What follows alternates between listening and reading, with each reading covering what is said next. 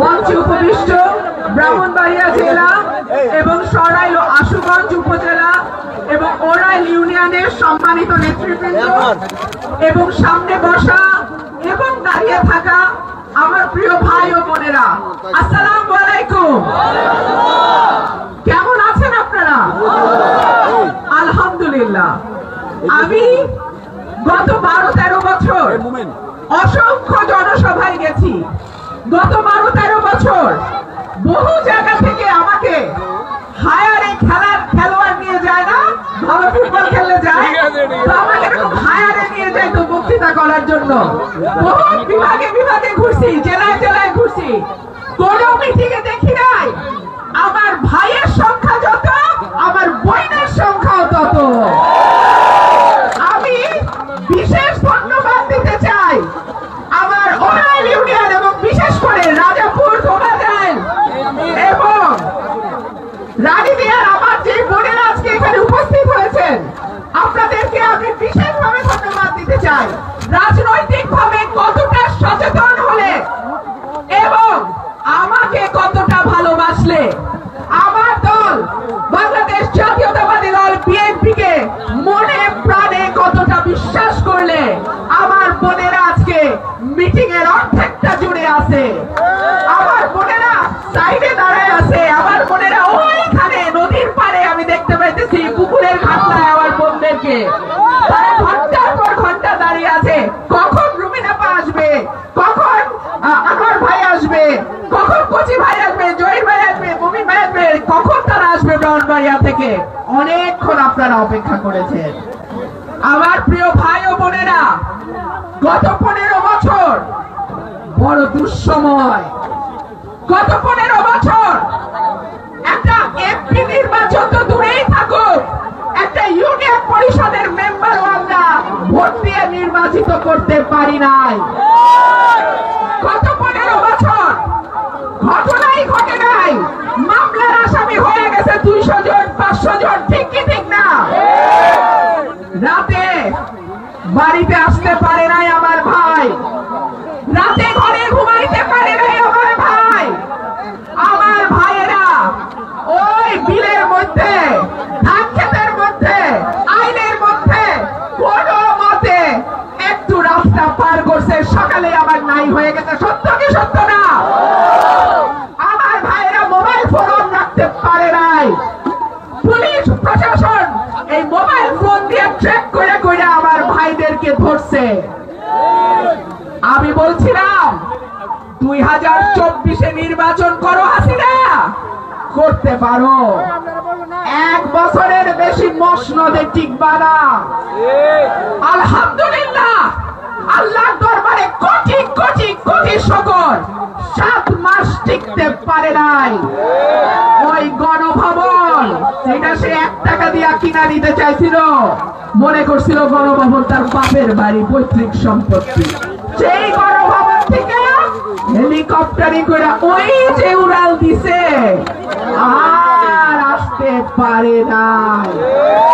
এবং আমরা যদি ঐক্যবদ্ধ থাকি, আমরা যদি একত্রে থাকি, আমরা যদি সঠিক মানুষকে রাজনীতিতে নির্বাচিত করতে পারি, ইনশাআল্লাহ বাংলাদেশে আর দ্বিতীয় হাসিনা আমরা তৈরি হইতে দিব না।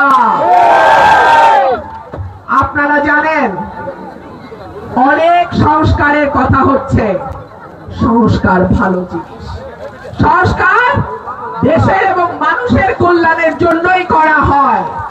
তবে এইটুকু মনে করায় দেই, প্রথম সংস্কারের কথা বলেছিল দেশনেত্রী বেগম খালেদা জিয়া 2016 সালে, যখন তিনি ভিশন 2030 বলে একটা দলিল প্রকাশ করেন।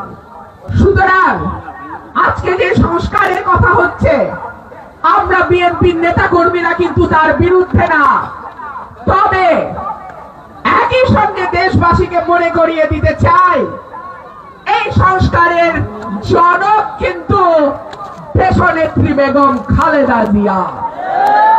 এবং তারপরে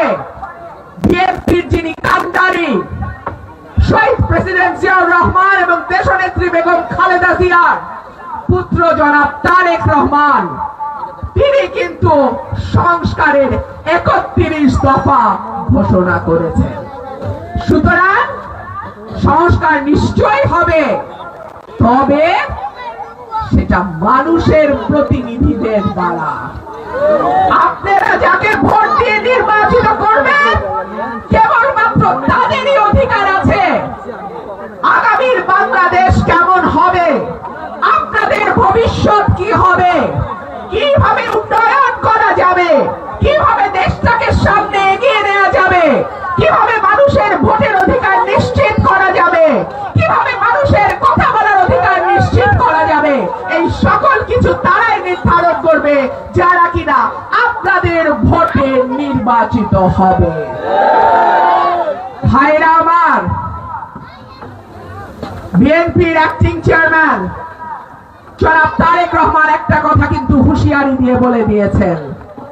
তিনি বলেছেন, আমাদের এখন আওয়ামী লীগ চোখে দেখা যায় না, দৃশ্যমান কোন শত্রু নাই, তবে অদৃশ্য শত্রু আছে। যারা জনপ্রিয় হয়, বিএনপির মতো বৃহত্তম রাজনৈতিক দল হয়, জনগণের দল হয়, সেই দলকে ভাঙা যায় না, পরাজিত করা যায় না, কিন্তু তার পিছনে শত্রু থাকে।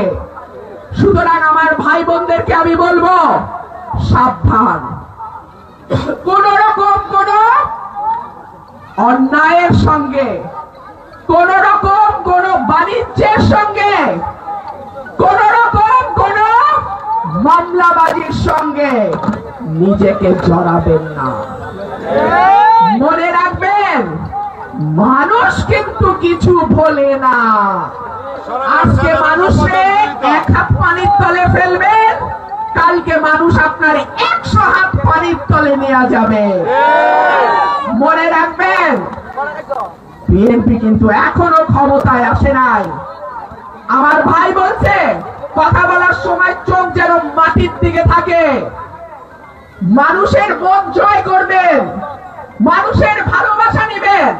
আপনারা যে আমার কাছে আজকে এত মানুষ জড়ো হয়েছেন, একটা টাকার চকলেট নিয়ে আপনাকে আমি দিতে পারি নাই, কিন্তু মনের টান, ভালোবাসা, এবং আপনারা বিশ্বাস করেন যে আমি যদি নির্বাচিত হই, ইনশাআল্লাহ আপনাদের দাবি দেওয়াগুলো আমি পূরণ করব। সেই কারণেই তো আজকে আপনারা আসছেন, তাই না? সুতরাং নিজ নিজ এলাকায় আপনি রুমিন ফারহানা, নিজ নিজ এলাকায় নিজের বাড়িতে আপনি বিএনপি, এইভাবে আচরণ করবেন যেন মানুষ ভালোবাসার টানে বারবার আপনার কাছে ছুটে আসে। ভাইরা আমার, 2018 সাল আমি সংরক্ষিত নারী আসনে এমপি নির্বাচিত হলাম। দল একটা মাত্র মহিলা আসন পাইছিল। আমি দলের কাছে কৃতজ্ঞ, সেই একটা মাত্র আসনে দল আমাকে মনোনীত করেছে।